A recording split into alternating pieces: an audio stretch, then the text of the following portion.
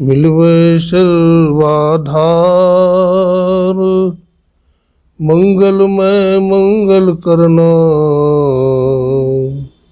बिनबो बारंबार।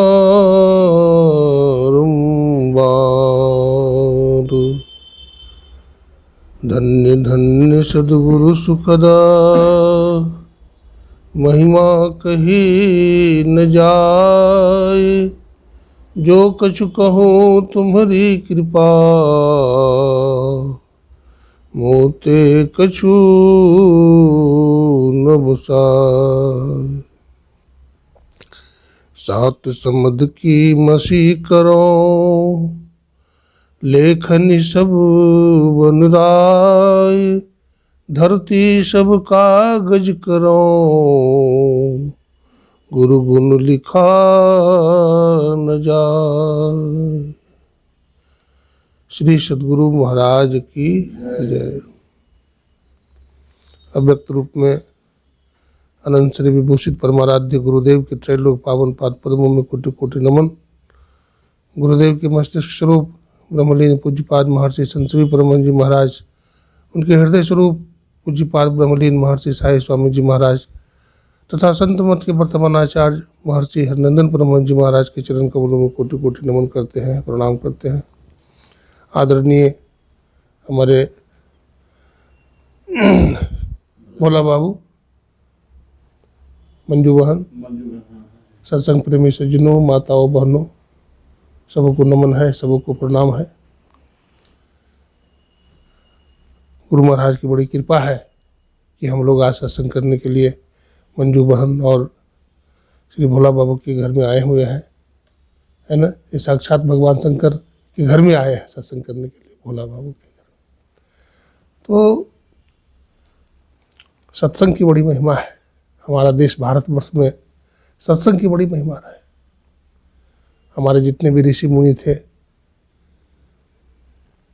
चाहे महर्षि वशिष्ठ हो, याज्ञवल्क्य हो, भारद्वाज हो, संत कबीर हो, गुरु नानक हो,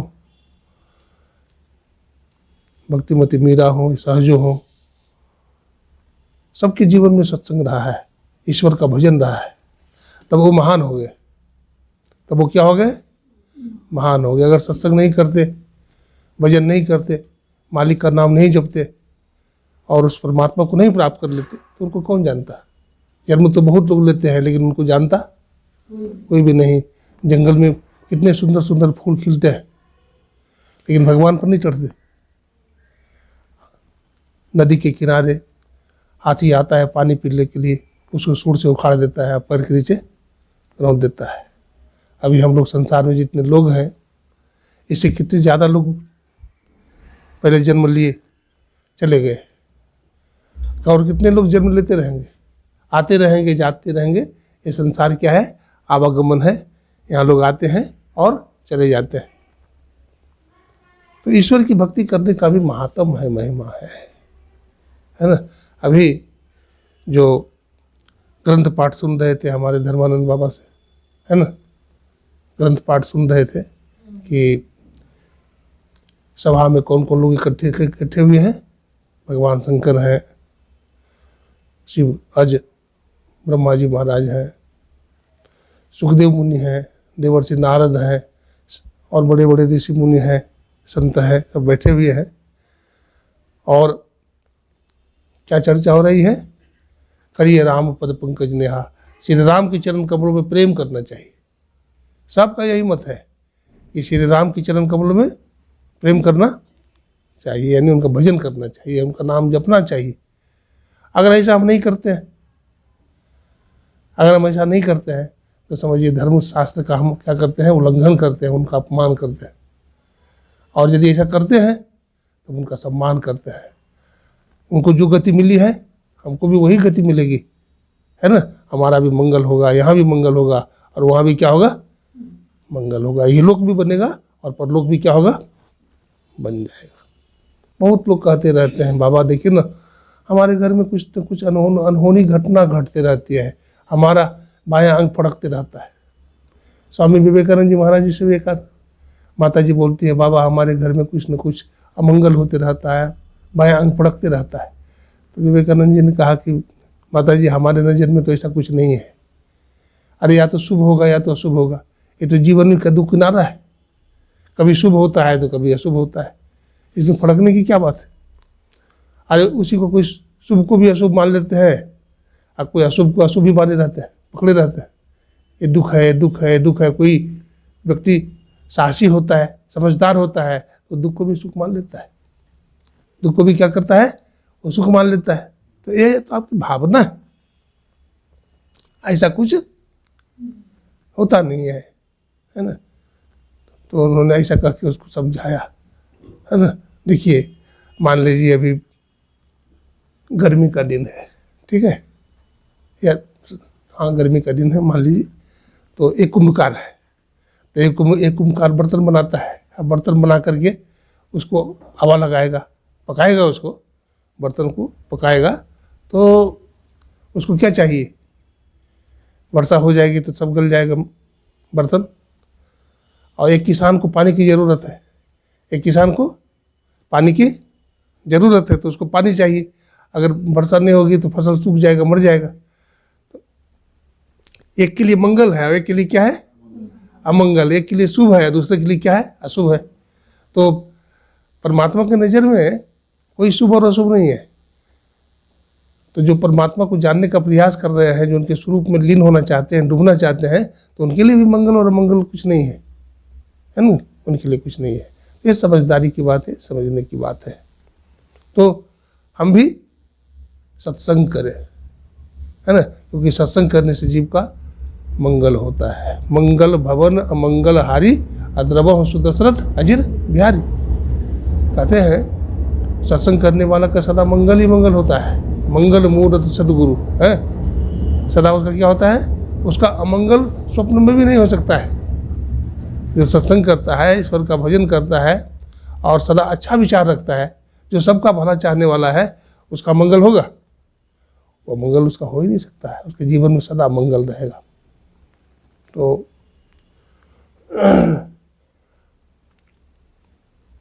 आइए हम लोग सत्संग को ध्यान से सुने और बढ़िया से उसको समझें।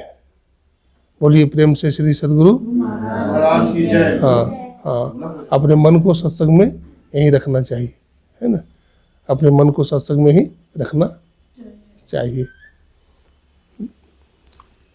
देखिए एक किसान था, ठीक है, एक किसान था, तो भरा पूरा घर था।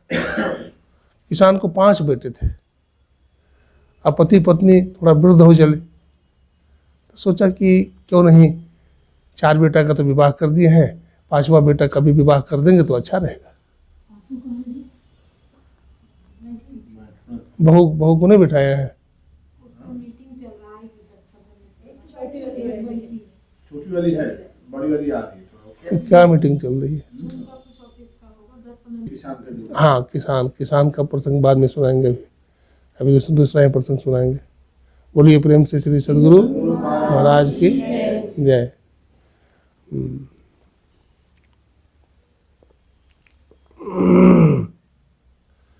एक बार की बात है कि लाल बहादुर शास्त्री का नाम सुना है? क्या थे लाल बहादुर शास्त्री? प्रधानमंत्री थे। जब भारत गुलाम था पहले, फिर आज़ाद हुआ, है ना। तो भारत का पहला प्रधानमंत्री कौन बने? भारत का पहला प्रधानमंत्री कौन बने थे? जवाहरलाल नेहरू। उसके बाद दूसरा प्रधानमंत्री लाल बहादुर शास्त्री बने। तो लाल बहादुर शास्त्री जब भारत के प्रधान, तो लाल बहादुर शास्त्री बहुत अच्छे थे। ऐसा प्रधानमंत्री देश को बहुत कम मिलता है। बहुत ईमानदार, बहुत अच्छे, समय के बड़े पाबंद, बहुत अनुशासन में रहने वाले थे लाल बहादुर शास्त्री। तो लाल बहादुर शास्त्री किसी सभा में, किसी मीटिंग में कम जाते थे, अटेंड कम करते थे। तो उनको कहते थे कि देखिए महाराज, आप देश के प्रधानमंत्री हैं, गौरव है, और सभा सोसाइटी में आप जाते नहीं हैं। इसलिए नहीं जाते थे कि उनका नाम होगा, नाम पेपर में आएगा, तो पेपर में नाम नहीं छपवाना चाहते थे। है ना। हमको लोग जाने या ना जाने, हम जो है वही है, हम जो है वही है। तो ऐसे सीधे साधे थे कौन? लाल बहादुर शास्त्री। तो लाला लाजपत राय उस समय में थे, एक नेता हुए लाला लाजपत राय, वो भी बहुत अच्छे नेता हुए। तो बताते हैं कि एक दिन उनको, उम्र में बड़े थे वो लाजपत राय, तो उनको बुलाया, भीतर ही भीतर उनको देख करके प्रसन्न भी थे, खुश थे, क्योंकि गुणवान थे लाल बहादुर शास्त्री। तो उनको प्रणाम करते हैं तो पीठ ठोकते हैं उनका, लाल बहादुर शास्त्री का पीठ ठोकते हैं लाला लाजपत राय, और पीठ ठोकते हुए कहते हैं, लाल सुनो, ताजमहल में 2 तरह के पत्थर लगे हुए हैं। ताजमहल में एक चमकीला पत्थर है जिसको ताजमहल के ऊपरी हिस्से में लगाया गया है, वो चमकता है।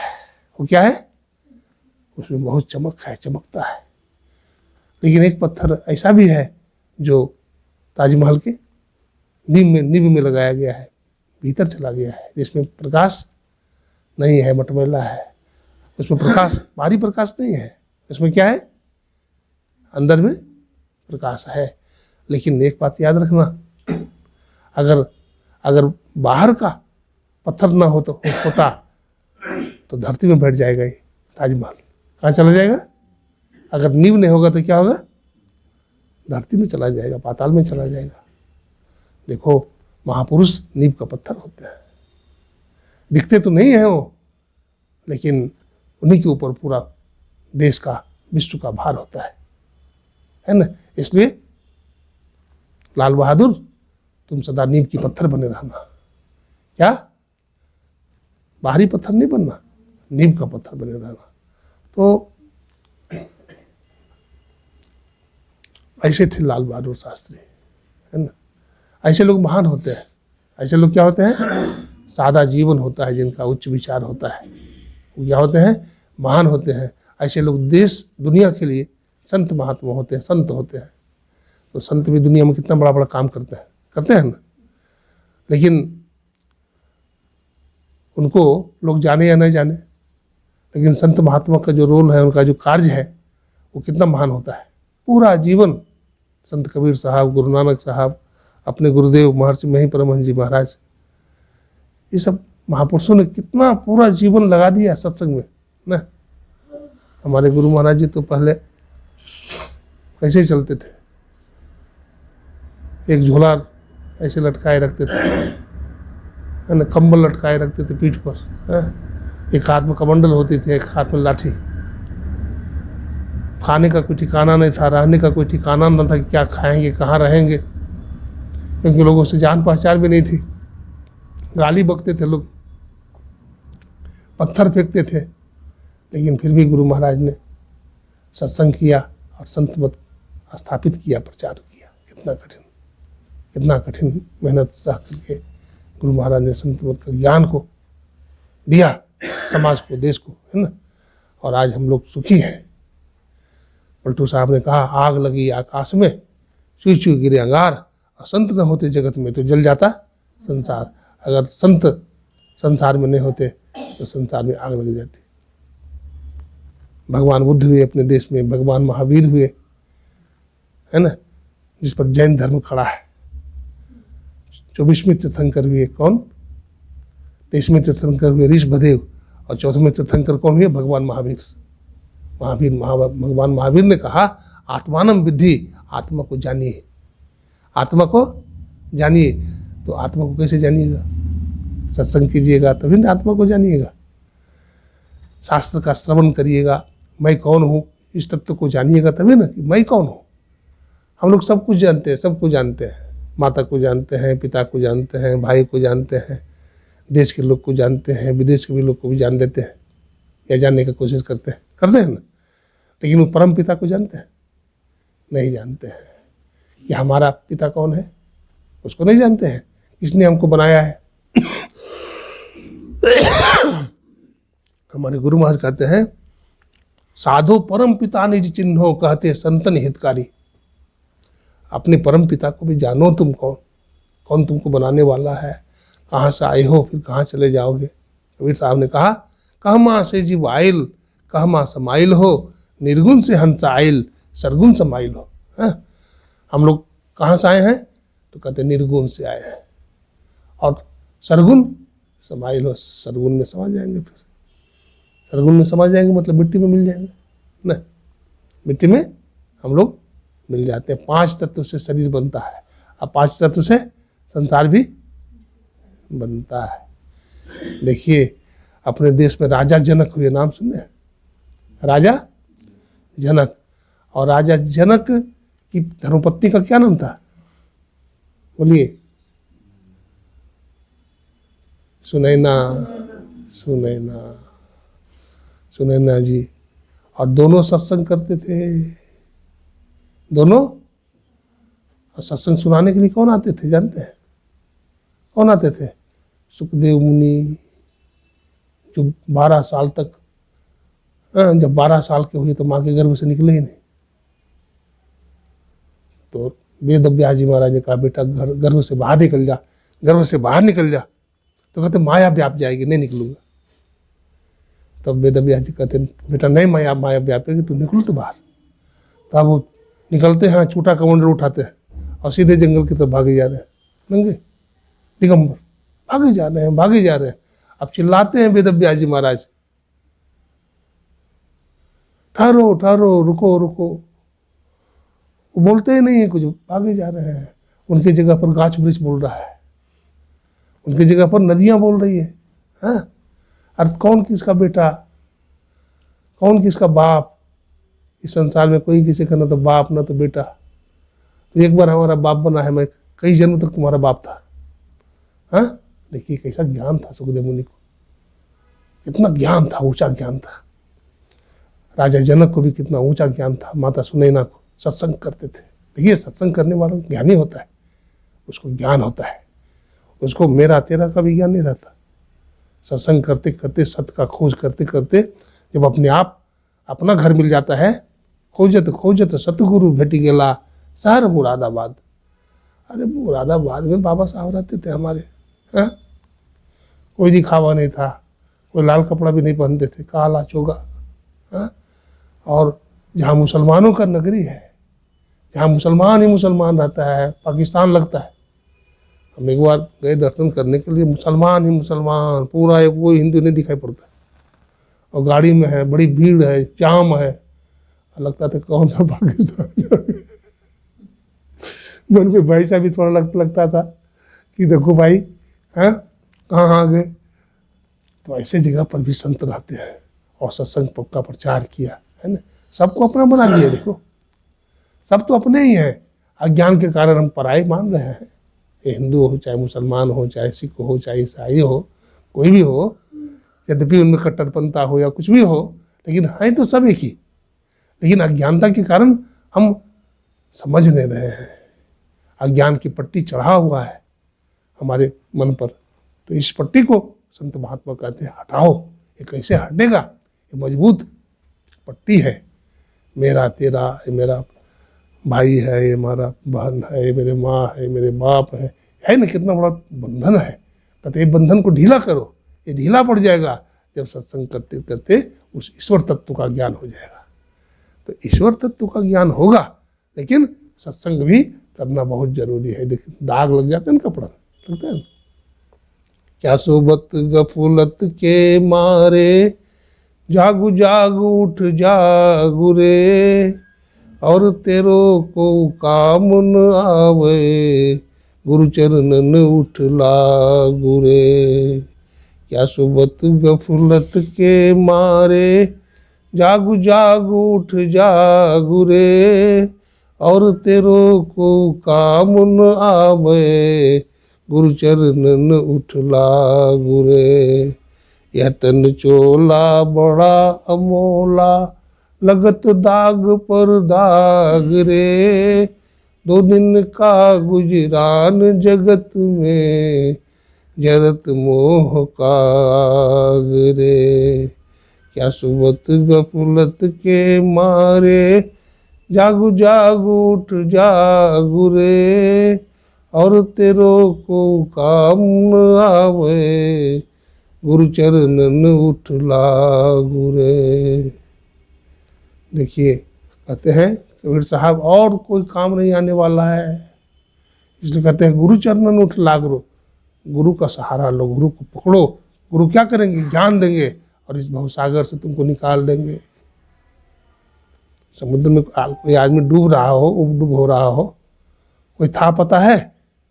बाबा सूरदास जी महाराज कहते हैं, मेरो मन अनंत कहाँ सुख पावे, जैसे उड़ी जहाज को पंछी, कहते फिर जहाज पर आवे। स्टीमर पर देखते हैं समुद्र के किनारे कोई पंछी आकर के बोट पर बैठ जाता है, बोट पर बैठ जाता है, स्टीमर का जो छज्जा होता है ऊपर बैठ जाता है।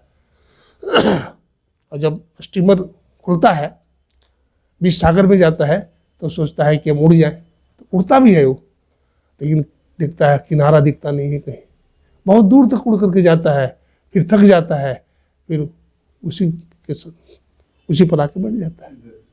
ठीक उसी तरह से जीव कहाँ उड़ेगा? अरे जीव को बैठने का साधन भी ईश्वर ही है, परमात्मा ही है ना? वहीं पर आकर के बैठेगा, हार पार करके व्यक्ति फिर ईश्वर का सहारा लेगा। बहुत संतों ने समझाया है, इसलिए संतों ने कहा है ना, जानते एक महात्मा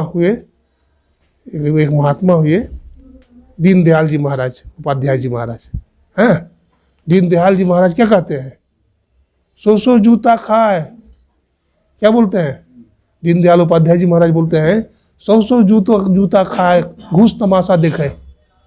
हैं 100 जूता खाता है आदमी और कहते घूस तमाशा देखे।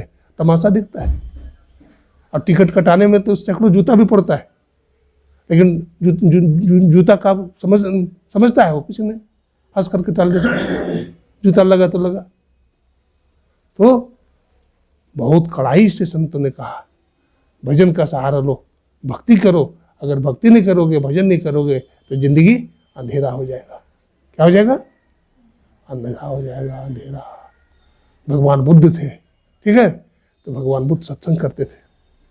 तो एक बार कुछ राजा लोग ले गए भगवान बुद्ध को, तो तपस्वी ठहरे, अब ले गए, भगवान बुद्ध चले गए। तो वहाँ राजा तो बढ़िया था, लेकिन और सब दूसरे राजा लोग थे बहुत, वो लोग भी वहाँ आए हुए थे भगवान बुद्ध को देखने के लिए कि क्या है। भगवान बुद्ध तो देखा, बड़ा सुंदर है, बड़ा दिव्य है, इतना सुंदर आदमी तो मैंने देखा नहीं, जैसा भगवान बुद्ध का चेहरा था राजकुमार से। तो रानियां महारानियां सब शराब पी कर वहाँ गई, और भगवान बुद्ध जो प्रवचन कर रहे थे तो वहाँ नृत्य करने लगी जाकर के। जब नृत्य करने लगी वो, तो भगवान बुद्ध प्रवचन करते जा रहे हैं, जब बहुत कोलाहल करने लगा वो शराब पी करके, तो भगवान बुद्ध ने आंख बंद कर ली। आंख बंद करके जो सब नृत्य कर रहा था, बिल्कुल उसके आंख के सामने अंधेरा हो गया। क्या हो गया? अंधेरा, कुछ सोचता नहीं। अब वो तो डर गया सब, ये क्या हो गया? मतलब अपना शरीर भी नहीं दिखाई पड़ता, हाथ भी नहीं दिखाई पड़ता है, इतना अंधेरा में चला गया। बहुत देर तक ऐसा रहा। फिर भगवान बुद्ध अपने योग बल से उसको स्वर्ग लोक ले गए, वैकुंठ जब ले गए भगवान बुद्ध, तो वहाँ क्या दिखता है? भगवान बुद्ध सिंहासन पर विराजमान है, अब ब्रह्मा विष्णु महेश चावल डुला रहा है, पंखा झेल रहा है, स्वर्ग की अप्सराएं जो है पहरा कर रही है, सभी देवी देवताओं को देख रहे हैं। वहाँ भगवान बुद्ध की परिचर्या में लगा हुआ है। तो फिर भगवान बुद्ध ने दया करके और उसको प्रकाश दिया। उसको क्या दिया? उसको प्रकाश दिखाया, है ना। देखिए ऐसे मतलब अज्ञानी लोग को भी, है ना, ऐसे अज्ञानी लोगों को भी उन्होंने क्या दिया? ज्ञान दिया, है ना। ऐसे अज्ञानी लोग को भी उन्होंने क्या दिया? ज्ञान दे दिया। हाँ, हाँ, उन्होंने क्या दिया, उन्होंने ज्ञान दिया, है ना। तो इस तरह से संत महात्मा जो होते हैं दुनिया के लोगों को ज्ञान प्रदान करते हैं।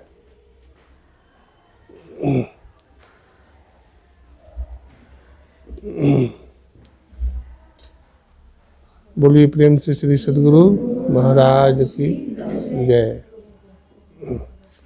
तात स्वर्ग अपवर्ग सुख धरिय तुलाय कंग, तुल न ताहि सकल मिली, जो सुख लब सत्संग।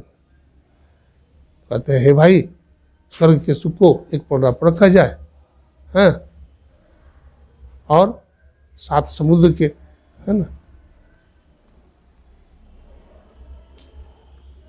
सुख को एक पौड़ा पर रखा जाए तो कहते हैं सत्संग का पौड़ा भारी हो जाता है। सत्संग का पौड़ा क्या होता है, भारी हो जाता है। सत्संग का पौड़ा क्या होता है, झुक जाता है। सत्संग का पौड़ा क्या होता है, भारी हो जाता है, झुक जाता है।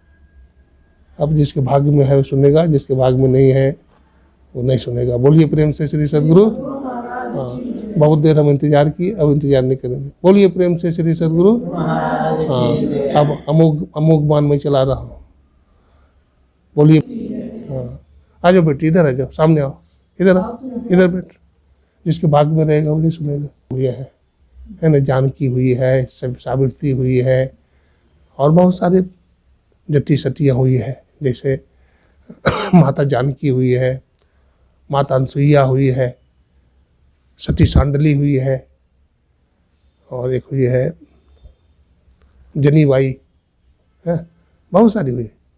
तो इन लोगों को जीवनी पढ़ने से पता लगता है कि वास्तव में क्या जीवन होना चाहिए, है ना। भारतीय संस्कृति क्या है, तो भारतीय संस्कृति बड़ी महान है। भारतीय संस्कृति क्या है, बड़ी ही महान है। ध्यान से सुनो। एक किसान था, ठीक है ना।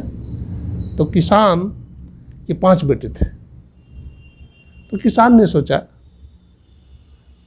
सोचा कि 4 बेटा का विवाह तो कर दिया, ये छोटा बेटा रह गया है, इसका विवाह भी कर देंगे तो अच्छा रहेगा।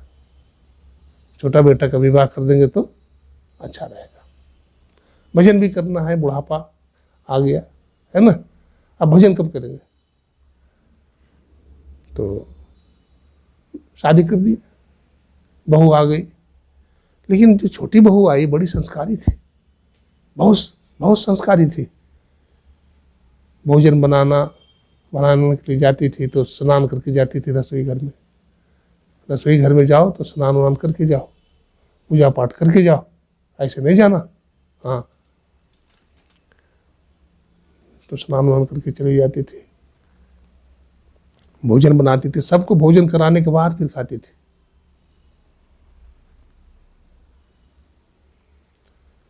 उसके घर में बहुत लड़ाई झगड़ा होती थी, बराबर लड़ाई झगड़ा। क्यों? शराब पीते थे लोग। क्या पीते थे? शराब। और शराब कोई आदमी पिएगा तो केवल शराब थोड़ी पिएगा, मांस भी खाएगा।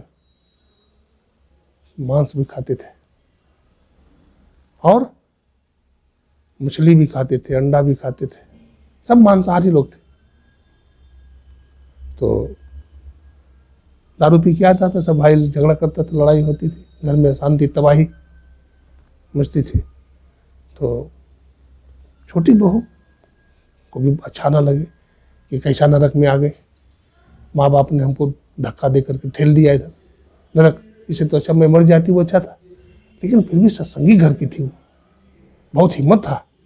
और जैसे हंस होता है, बगुला का साथ करने पर भी हंस अपने हंसपना को नहीं छोड़ता है, ठीक है, वो हंसपना को नहीं छोड़ी। उसी तरह से सत्संग करती रहती थी, अपना ध्यान करती रहती थी, और सबकी सेवा भी करती थी। सारी बहुएं आपस में झगड़ती थी, देवरानी जेठानियाँ। क्यों झगड़ती थी? बड़ी वाली क्या करती थी, सुबह उठती थी तो झाड़ू उठाती थी, और झाड़ू उठा करके क्या करती थी, पहले झाड़ू को प्रणाम करती थी, और फिर झाड़ू लगाती थी, और झाड़ू लगा करके क्या करती थी, मंझली का दरवाजा पर छोड़ देती थी। अब वो सो करके उठेगी तो क्या खुश हो जाएगी, वरदान देगी? गाली पड़ती थी, वो सो करके उठे तो गाली पढ़े, अब वो गाली पढ़े तो लड़ाई झगड़ा, घर में तबाही। और तीसरे नंबर के सो करके उठते तो वही काम, वो झाड़ू उठावे लगावे और तीसरे नंबर के दरवाजा पर छोड़े, चौथे नंबर वाले उठे तो पांचवें वाले के दरवाजा पर छोड़ दे। लेकिन ये क्या करती थी, झाड़ू उठाती थी और सबके आंगन में सबके दरवाजे पर लगा देती थी। सो करके उठती है, सब तो देखती है भाई घर चकाचक साफ है, किसने किया है भाई? तो बड़ी वाली को तो मैं जानूं, मंजिल वाले को भी मैं जानती हूँ, ये चार को भी मैं जानती हूँ। लेकिन हो ना हो नई वाली जो बहू आई है, छोटी वाली, यही ऐसा करती। तो उसके पास जाती, कहती बहन जी तूने झाड़ू लगाया है सबके घर में? तो कहते हाँ बहन जी मैंने ही लगाया है। बोला क्यों बहन, क्यों लगाती है? बोला हमारे घर में सत्संग होता है, हमारे घर में गुरु महाराज आते हैं और गुरु महाराज हम लोगों को ज्ञान देते हैं। क्या ज्ञान देते हैं? क्या ज्ञान देते हैं? गुरु महाराज हम लोगों को कहते हैं कि जो दूसरे के घर में झाड़ू लगाता है, ईश्वर परमात्मा क्या करता है, उसके घर में झाड़ू लगा देता है, उसके हृदय रूपी आंगन में क्या करता है, झाड़ू लगा देता है। इसलिए उसके घर में मैं झाड़ू लगाती हूँ। लड़ाई होगा ना वहाँ लड़ाई हो सकता है, जहाँ सेवा है वहाँ लड़ाई होगा? लड़ाई तो तब होगा जब अपने घर के कूड़ा करके हम दूसरे के घर में फेंक देंगे, तो वहाँ क्या होगा, लड़ाई होगी।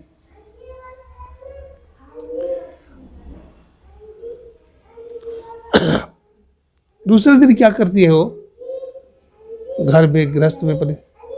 आप लोग इधर देखिए, दिमाग उधर नहीं रखिए आप लोग। अब बच्चा को तो उसको उठाइए ना, जाइए आप उठाइए, उसमें शांति धन्य है। सत्संग में हल्ला कीजिएगा तो नहीं सुन पाइएगा, आपको ही नुकसान होगा। कोई बच्चा है तो उसको, महात्मा जी सत्संग करते थे तो एक बुढ़िया माई की चली गई, सत्संग में तो जाती नहीं थी, संस्कार तो था नहीं, लेकिन किसी कहने पर चली गई। अब चली गई तो महात्मा जी सुना रहे थे सत्संग में। क्या सुना रहे थे? दिल्ली में कुतुब मीनार है। क्या सुना रहे थे? दिल्ली में कुतुब मीनार है, बाबा बोल रहे थे। तो सत्संग खत्म हो गया। फिर तो वो बूढ़ी माई अपने घर गई तो उसकी बहू ने पूछा कि माता जी सत्संग में क्या सुनी? बोले नहीं बेटी, सत्संग में बाबा जी ने कहाँ कुछ बढ़िया बात बोल रहे थे दिल्ली में कुत्ता बीमार हो गया है। क्या सुन रहे थे? दिल्ली में कुत्ता बीमार हो गया, यही सुना रहे थे। अब देखिए वो बात तो नहीं सुना रहे थे दिल्ली में कुतुब मीनार है, लेकिन बढ़िया से नहीं सुनी तो सुन ली दिल्ली में कुत्ता बीमार हो गया। तो वही बात है, बढ़िया से नहीं सुनिएगा तो बढ़िया से समझिएगा नहीं। इसलिए श्रोतव्यो, सत्संग में सबसे पहले बढ़िया से सुनिए, हैं। शांति धन्य है। हमारे गुरु महाराज कहते थे देखो सत्संग में कोलाहल नहीं करो। हाँ, महर्षि संजीवी जी महाराज यही बात बोलते थे, सत्संग में बच्चा को बाहर लेके जाइए, बाहर में खिलाइए, यहाँ बहुत डिस्टर्ब हो जाएगा, कोई भी नहीं सुन पाएगा, तो सत्संग का लाभ नहीं मिल पाएगा। और सत्संग तो बड़ा भाग्य से मिलता है। यहाँ सत्संग हो रहा है तो ऐसे थोड़े हो रहा है कि शंभू बाबू के घर में, मंजू बहन के घर में ऐसे सत्संग हो रहा है। अरे भाग्य है जगह का। कलकत्ता में तो बहुत लोग हैं, सब लोग आए हैं, लेकिन जिसका भाग्य है वही सत्संग में आता है। जिसका भाग्य अच्छा है उसी के घर में सत्संग होता है। बोलिए प्रेम से। हमको तो लगता है कि ये शंभू बाबू और मंजू माता जी सत्संग को बहुत समझे हुए हैं, ये बहुत समझी है सत्संग को, और इसलिए सत्संग ही करवाती रहती है। तो सत्संग को बढ़िया से समझ लेना चाहिए।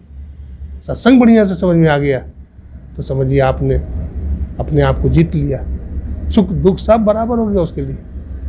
हाँ, तो अब दूसरा वही प्रसंग में सुन लिया। और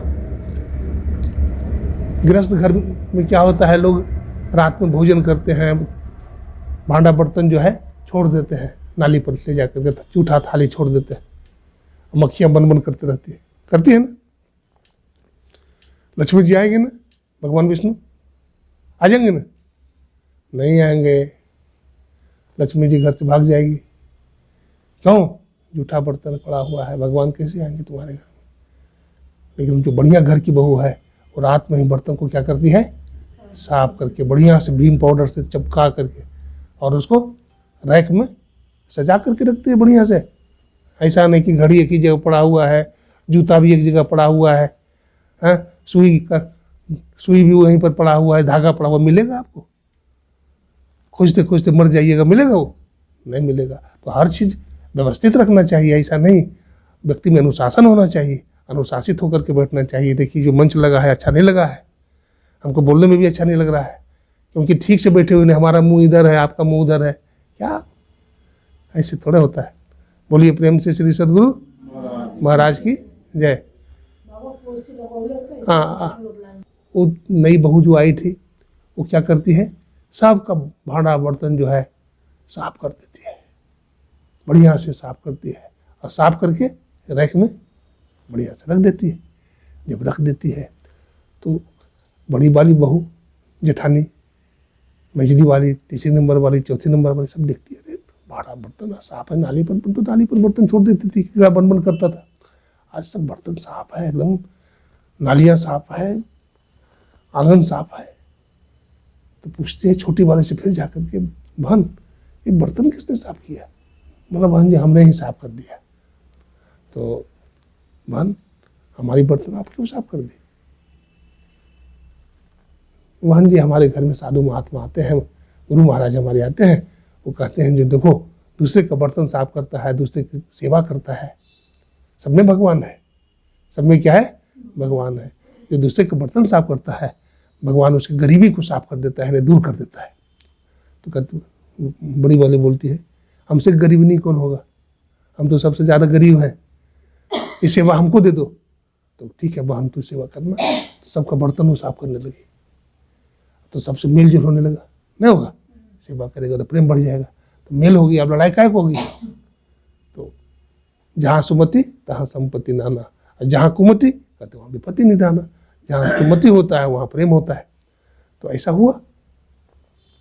तो इस तरह से सब लोग जो मांस मछली खाती थी बहुएं, और उसका देवर वगैरह, उसका जेठ वगैरह सब खाता था, तो सब दारू पीना छोड़ दिया, मांस मछली खाना छोड़ दिया, सब सत्संग में बैठने लगा और धीरे धीरे सब लोग दीक्षा ले लिया। जब सत्संग होने लगा उसके घर में खूब भजन होने लगा, सुमति आ गई सबको। तो एक दिन क्या होता है, एक बूढ़ी माई मैले कुचेली कपड़ा पहने वो दरवाजे से बाहर निकल रही थी। तो बहू ने देख ली, सत्संगी बहू ने, तो कहती माँ जी आप हमारे घर से जा रही हो, आप कौन है? बोला बेटी हम दरिद्री हैं, दरिद्री। तो माँ जा रही हो हमारे घर से? बोला हाँ बेटी तुम्हारे घर में बहुत दिन हो रही आनंद से, जब अब तुम्हारे घर में रहने लायक जगह नहीं है हमारा, हम दरिद्री हैं, हम वहाँ रहते हैं जहाँ लोग दारू पीते हैं, जहाँ लोग मांस खाते हैं, जहाँ लोग पाप करते हैं, वहाँ हम रहते हैं। अब तुम्हारे घर से मैं जा रही हूँ सदा के लिए। एक दिन और देखा सत्संग के बाद कि एक माथा पर मुकुट, बढ़िया साड़ी पहने हुए, बढ़िया वस्त्र पहने हुए, हाथ में सोने की छड़ी ली हुई आ रही देवी। तो प्रणाम करती, माँ आप कौन हो? बोला बेटा हम लक्ष्मी हैं, बेटी हम लक्ष्मी हैं। तो माता जी आप हमारे घर में आ रहे? बोला हाँ बेटी अब तुम्हारे घर में ही हम रहेंगे। कब तक रहोगी? बोला जब तक तुम्हारे घर में सत्संग होता रहेगा, भजन होगा, जो पुण्य करेंगे, धर्म कर्म करेंगे, तो हम तुम्हारे घर में अब रह जाएंगे, कहीं नहीं जाएंगे। तो ऐसा है, तो घर में परिवार में सेवा करो। जानकी मैया गई ससुराल में तो कितना सेवा की और सबको जीत लिया। सास ससुर की सेवा करो, सास ससुर की सेवा करो, उसको उनको बिना खिलाए भोजन ग्रहण नहीं करो, पति को भी खिला करके तब भोजन करो। तुम्हारे पति मान लीजिए नौकरी करते हैं और गए हैं तो उनके लिए निकाल के रख दो, एक तरीका है, उनके लिए निकाल करके रख दो। अपने बनाया बढ़िया चीज़ और उनको नहीं दिया पति को, मालूम तो होगा, तो कितना दुख होगा कि देखो हमारे लिए नहीं रखा। लेकिन अगर अपना पति के लिए, अपना ससुर के लिए, अपने सास के लिए मार्केट गई है मान लीजिए और आपने रख दिया, तस्में बनाई सास के लिए रख दी, और सास देखेगी तो कहेगी हमारी बहू कितना बढ़िया है, ये देखो बढ़िया चीज़ बनाई तो हमारे लिए रख दी। मार्केट जाओ ना तो अपना सास के लिए, अपना ससुर के लिए भी, अपना बच्चा के लिए तो सामान खरीदोगी, लेकिन अपने सास ससुर के लिए कोई सामान ले आओ, तो उसके मन में कितना खुशी होगी है कि हमारा सास देखो कितना बढ़िया है, हमारा ससुर कितना बढ़िया है। तो ऐसे घर चलता है। इससे क्या होता है, घर चलता है, नहीं तो घर बर्बाद हो जाता है। जो घर का मुखिया हो अपने लिए तो बढ़िया कपड़ा ले आया, हाँ, अपने लिए लाया 5,000 का फुल पैंट शर्ट और अपना भाई के लिए 2,000 का खरीद लिया, तो प्रेम रहेगा ना, नहीं चलेगा घर। अपने दुख में रहो लेकिन औरों के लिए अच्छा करो, तब घर चलता है, तब घर चलता है। इसलिए घर परिवार में सेवा भाव से रहना चाहिए। गुरु महाराज के ज्ञान को माथे पर रखना चाहिए। कबीर साहब कहते हैं गुरु को शिष्य पे राखिए। क्या बोलते हैं, गुरु को शिष्य पे राखिए का मतलब क्या है, गुरु महाराज को माथे पर रख लो। और गुरु महाराज जो बोलते हैं सत्संग नित और ध्यान नित, रोज सत्संग कीजिए और रोज ध्यान कीजिए, और 5 पाप नहीं करिए, व्यभिचार, चोरी, नशा, हिंसा, झूठ, ये 5 पाप से अपने आप को बचाते रहिए। ये 5 पाप से अपने आप को बचाते रहिएगा तो क्या होगा, कल्याण हो जाएगा। क्या हो जाएगा, कल्याण हो जाएगा, कल्याण हो जाएगा। केवल पढ़े लिखे से कुछ नहीं होता है। आप बहुत पढ़े लिखे हो और सेवा नहीं करती सास की, ससुर की, किसी को सम्मान नहीं देती हो, तो पढ़ा लिखा से कोई मतलब है, कुछ नहीं। ना तो तुम्हें कुछ भक्ति है ना कुछ है, तो उसके भाग्य में नहीं होता है। मैं देखा हूँ एक जगह मैं गया सत्संग करने के लिए, बहुत दिनों से बुलाहट थी, समझ गए ना, बहुत दिनों से बुलाहट हो रही थी। और मैं वहाँ गया तो क्या हुआ कि एक जगह से और फोन आ गया। तो महंत जी हमारे लिए सब्जी बना रहे थे। हमसे बार बार पूछते थे क्या सब्जी बनेगा स्वामी जी, क्या सब्जी बनेगा, जो आश्रम में है बना दीजिए। बोला नहीं, आज आपको बताना पड़ेगा, आज आप जो बताएंगे वही बनाऊंगा। तो हमको भी विवश होकर कहना पड़ा कि चलिए जो है बना दीजिए, मार्केट में जो मिलता है। बोले नहीं, बोलिए अपना मुंह से बोलिए। मैंने कहा कटहल बना दीजिए। तो कटहल लाए खोज करके, और कटहल बनने लगी, कटहल की सब्जी बनने लगी। और इधर कोई हमको याद कर रहा है, शरीर छूटने वाला है, अब हमको याद कर रहा है। बोला बाबा जहाँ भी हैं प्लेन से आ जाइए आप, हमारे पिताजी जाने वाले हैं, आपको याद कर रहे हैं, आपको खोज रहे हैं। विवेकानंद बाबा को बुलाओ। हे बाबा, मैं चरणों में प्रार्थना करती हूँ, जैसे भी हो किसी के कल्याण के लिए आप आ जाइए। सब्जी चढ़ी रह गई, मैं चला गया। सब्जी चढ़ी रह गई, मैं चला गया। तो भाग्य में नहीं होता है तो नहीं मिलेगा, कोई ना कोई आफत हो जाएगा, कोई ना कोई समस्या आ जाएगा, और अच्छा काम भी नहीं कर पाएंगे आप। बोलिए प्रेम से श्री सद्गुरु महाराज की जय। तो प्रारब्ध बनाना चाहिए, आपके अच्छा भाग्य भी बढ़िया बन जाएगा है। अगर आप सत्संग करते रहिएगा, ध्यान करिएगा, तो आपका अच्छा भाग्य। बहुत घर में लोग बोलते हैं ना, बाबा क्या करें, हमारा भाग्य अच्छा नहीं है, बाबा हमारा संस बरकत घर में नहीं है, बाबा कोई चीज़ में छूता हूँ ना, कोई बिजनेस करना चाहता हूँ तो सफलता नहीं मिलती है, कोई चीज़ छूता हूँ मैं तो कोयला हो जाता है, ऐसा बोलते हैं। भाई कोयला बना देते हो आप कोयला बनाते हो, आपका कर्म उसको कोयला बना देता है, कोयला बना देता है। देखिए बच्चा संस्कारी है, श्री सद्गुरु महाराज की उसका संस्कार बार बार खींच के लाता है यहाँ भगाते हैं, लेकिन उसका संस्कार बार बार यही खींचता है। हाँ हाँ, तो क्या कर रहा था, मैंने कहा देखो मोहर देखे हो, मोहर, कहते हाँ बाबा मोहर देखे हैं। तो मोहर का सब अक्षर उल्टा लिखा रहता है, नहीं रहता है, सब अक्षर देखिएगा मोहर का तो उल्टा लिखा रहेगा, उल्टा।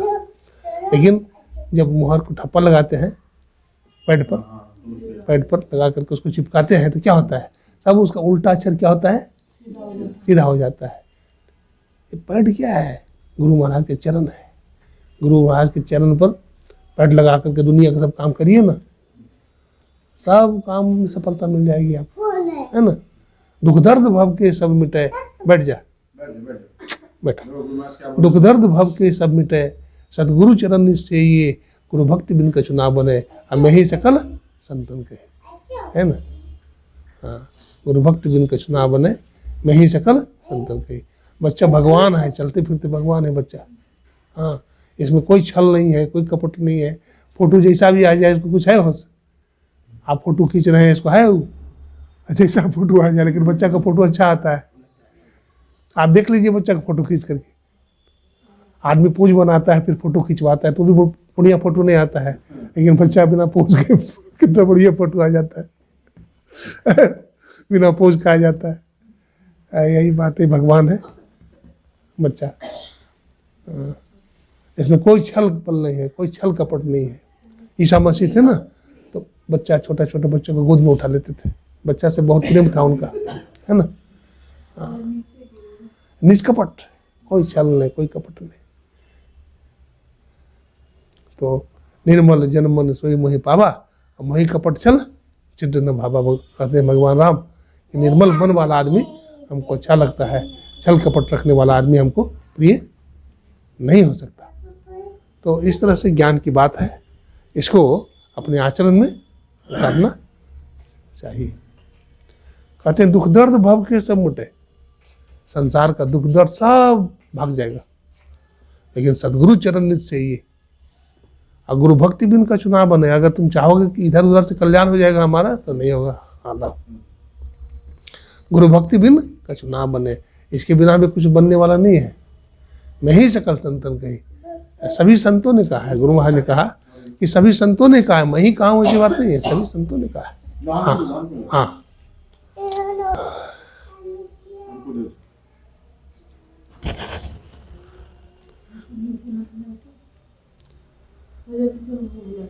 अब कहानी खत्म हो गई। बोलिए प्रेम से श्री सदगुरु महाराज की जय। हाँ, फिर हो गया। आज हम शंभू बाबू के घर में आए हैं, मंजू माता के घर में। गुरु महाराज से प्रार्थना करते हैं इनके घर में इसी तरह से सत्संग हो, भजन भक्ति हो, है ना। जितने लोग भी आए हमारे सत्संगी भाई माताएं बहनें, देखिए उधर से एक बहन हमारी बैठी हुई है, सत्संगी है, उधर पीछे है ना। तो ये सब का भी बड़ा संस्कार है। आप लोग मिलजुल करके सत्संग करिए। हमारे गुरु महाराज कहते थे, देखो जहाँ भी 10-20 सत्संगी हो तो एक सत्संग मंदिर बना लो। गुरु महाराज बोलते थे। अपना घर हम लोग अकेले बना लेते हैं कि नहीं, एक कितना हो गरीब होता है तो झोपड़ी बना लेता है ना, तो इतना आदमी मिलकर के झोपड़ी नहीं बना सकता है, बना सकता है। तो वहाँ सत्संग कीजिए। ऐसे नहीं करते हैं तो आज इसके घर में है तो कल उसके घर में है तो परसों उसके घर में, ये तो हो सकता है। तो इस तरह से सत्संग मिलेगा, है ना। और घर में क्या करिएगा बैठे बैठे। अभी देखते हैं फिर बीमारी आ रहा है, चौथी लहर आ रहा है, फिर तीसरी लहर, हाँ तीसरी लहर फिर आ रहा है। तो बीमारी है, परेशानी है, बड़ी बेग से आएगा ही बतलाते हैं, है ना। सब कुछ बंद हो जाएगा, सब कुछ बंद हो जाएगा। लेकिन चलिए, आएगा तो आएगा, क्या करेंगे, ये तो प्राकृतिक प्रकोप है, तो आएगा। लेकिन सावधान रहिए, सावधानी में रहिए, है ना। भजन कीजिए। ये कोरोना वायरस ने सबके जीवन को बदल दिया है, हाँ, सबके जीवन को बदल दिया है। लगा झटका कि नहीं, हम खोए हुए हैं दुनिया में, हम दुनिया में खोए हुए हैं, और कोई है हमसे ऊपर, कोई हमसे ऊपर शक्ति बैठा हुआ है। वो नाराज है। वो क्या है, वो बहुत तबाही मचा देगा। वो नाराज हो जाएगा तो भला होगा। इसलिए उसको हम खुश रखें। डर करनी डर परम गुरु, डरते रहो। कबीर साहब कहते हैं, डर करनी डर परम गुरु, डर पारस डर सहार, और डरत रहे तो उबर गाफिल खावे मार। अगर मालिक से डरते रहोगे तो उबर जाओगे। अरे एक बार करुणा कर देगा, अरे भवसागर में डूबते हुए को भी पार कर देगा वो, उसमें इतनी पावर है। गाफिल खावे मार, ये तो लात जूता खाओगे, मार खाओगे। बोलिए प्रेम से श्री सदगुरु महाराज की। तो आज इनके घर में आए हैं, बर बधू बेटा बहू दोनों है, दोनों को आशीर्वाद देते हैं। और ये बाबा ये छोटी वाली है। हाँ, तो छोटी वाली है थोड़ा। हाँ, बढ़िया से सत्संग सुनी है। सत्संग तो सुनी नहीं पूरा सत्संग, हाँ सुनी है, सुनी है। हाँ, कोई बात नहीं। अब जो भाग में रहता है सो मिलता है, क्या हाँ करना। बाबा जी, जय नौकरी गुरु भी जी तो बाबा देखना जी। है, उसको भी तो जरूरी है। ठीक है, सब जरूरी दर्शन है। मिलता रहेगा, बाबा जी का कृपा रहेगा, गुरु महाराज का तो।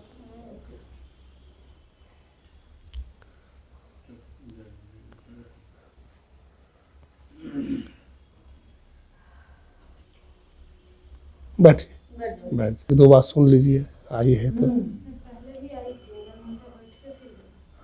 श्री सद्गुरु महाराज की जय। सुनिए,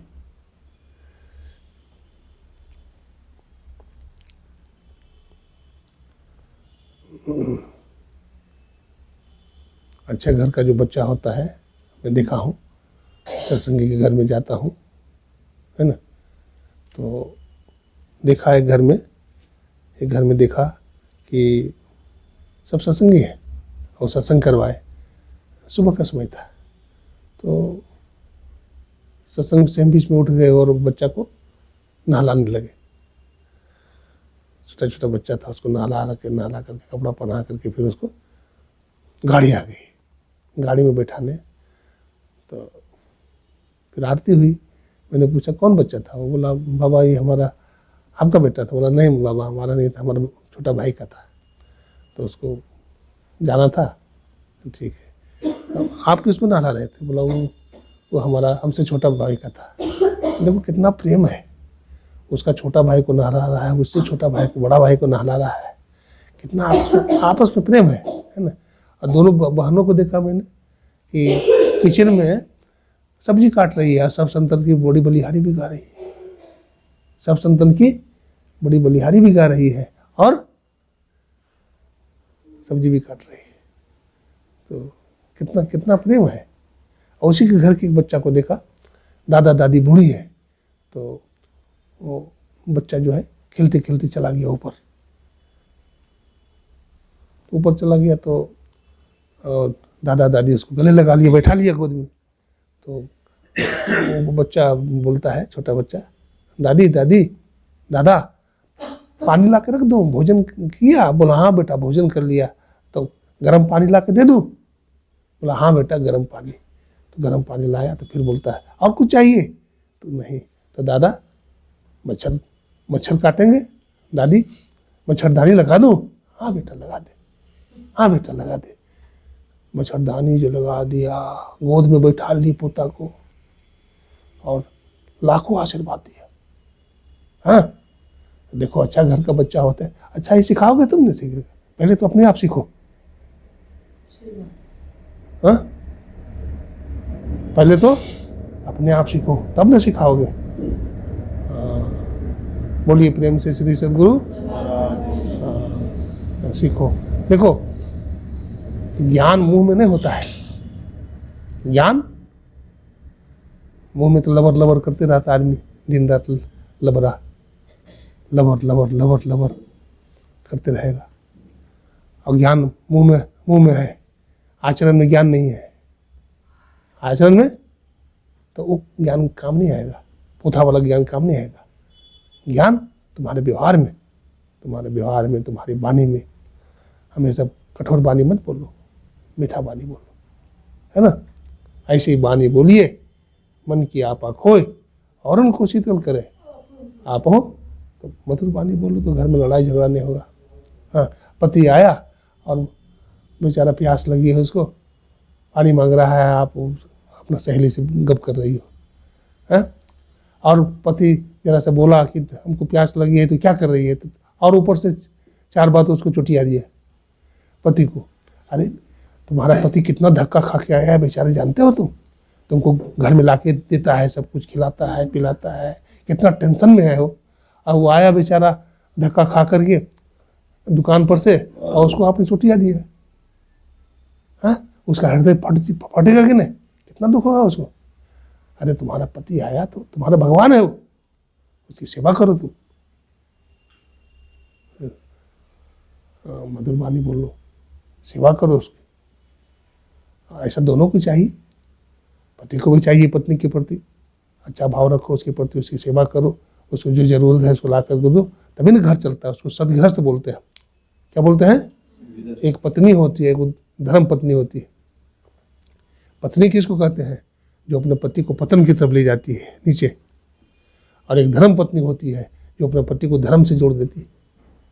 उसको बोलते हैं जानकी मैया धर्म पत्नी थी, है अनसुईया मैया धर्म पत्नी थी। ब्रह्मा विष्णु महेश को भी बच्चा बना दिया था। कैसी पतिव्रता। सती सावित्री ने अपने मृतक पति के प्राण वापिस ला दिए थे। हमारे देश की संस्कृति कितनी महान है, नहीं है? कितनी महान संस्कृति है। तो ये महान कैसे बन जाता आदमी? धीरे धीरे। हाँ, सनय कंथा सनय पंथा सनय पर्वत लंघनम। धीरे धीरे आदमी माउंट एवरेस्ट पर चढ़ जाता है, सागर को पार कर जाता है। मुखम करोति वाचालम, मुख मने गूंगा। परमात्मा की कृपा होती है तो गूंगा आदमी भी क्या होता है? वाचाल हो जाता है। मुखम करोति वाचालम अपंगुम लंघते गिरम। पंगु मने लंगड़ा। लंगड़ा व्यक्ति पहाड़ लंघ जाता है। यद कृपा तम हम बंदे परमानंद माधव, जिस पर भगवान की कृपा हो जाती है। भावना अच्छा रखना है। अभी की बात है, एक व्यक्ति ने हरिद्वार में, है ना, भंडारा कराया, समझ गए ना। तो वहाँ जो भंडारा हुआ हरिद्वार में, ये कुंभ के मेला के अवसर पर, तो एक कोई भंडारा चल रहा था, तो एक कोई पागल सा आदमी आ गया, पागल जैसा आदमी आ गया। तो फटा पुराना कपड़ा पहने हुए, मैं उसको पहचाना नहीं, लेकिन आया वो आश्रम में बैठा, ध्यानाभ्यास चल रहा था। तो आदमी हमसे पूछता है, बाबा जो यहाँ क्या हो रहा है? सब बैठे हुए हैं, बोलते नहीं हैं। मैंने कहा जी ध्यान कर रहे हैं। कैसे बोलेंगे? बोले इतने लोग ध्यान कर रहे हैं और इतना देर ध्यान करते हैं। बोले तुम देखा कहाँ है? 5-5 घंटा ध्यान होता है यहाँ, 3 बजे भोर से यहाँ चलता है, 1-1 घंटा करके। और फिर सत्संग होता है बीच बीच में, 3 बार सत्संग होता है। एक बार सुबह में होता है और एक बार फिर अपराह्न काल में होता है, एक बार फिर रात में होता है। तो हमेशा होते रहता है। बोला हाँ हमेशा होते रहता है, टाइम टाइम पर। तो मैंने कहा भोजन तुम कर लो। तो कहते बाबा हम हमारे लिए भोजन बनाया है।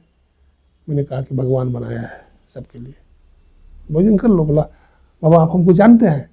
मैंने कहा अरे गुरु महाराज सबको जानते हैं, तो भोजन करो। तो बेचारा कर लिया भोजन। तो शाम में भी देखते हैं उसको वहीं रहा, नहीं गया कहीं। मैंने कहा रात में तुम यहीं रह जा, अब कहाँ जाएगा तू?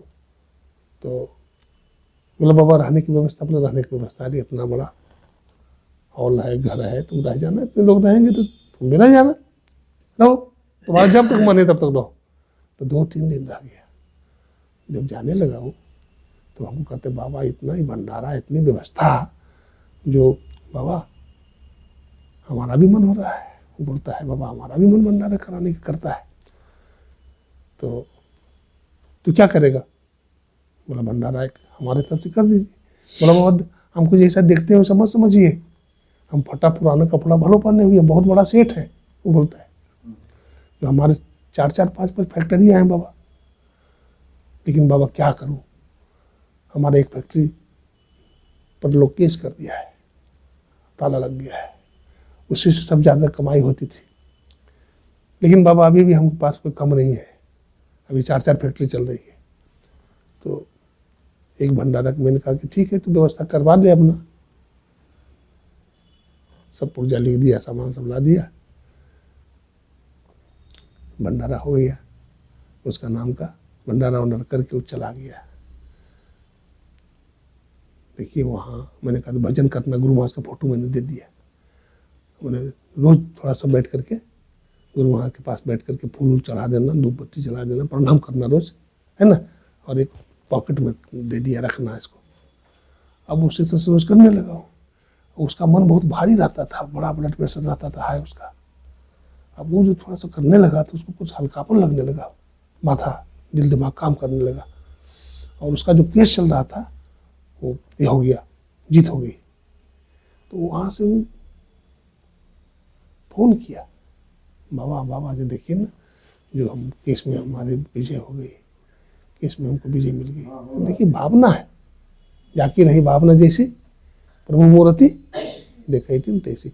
भावना हमारी अच्छी हो, भाव से सब कुछ होता है। भगवान कहते हैं भाव का भूखा हूं मैं, बस भाव ही एक सार है। अब भाव से मुझको भजे तो भाव से बेड़ा पार है। तो भाव से गुरु महाराज का भजन जो करता है तो उसका बेड़ा पार हो जाता है। कहीं भी रहिए, घर में रहिए, बाहर में रहिए, किसी देश विदेश में रहिए, गुरु महाराज कहते थे भजन किए बिना मत रहो, स्तुति विनती किए बिना न रहो, कहीं भी जाओ आओ मंत्र जपते रहो, ठीक ना। तो ये सब साधन बताते हैं, इसको करना चाहिए। बोलिए प्रेम से श्री सद्गुरु महाराज की जय।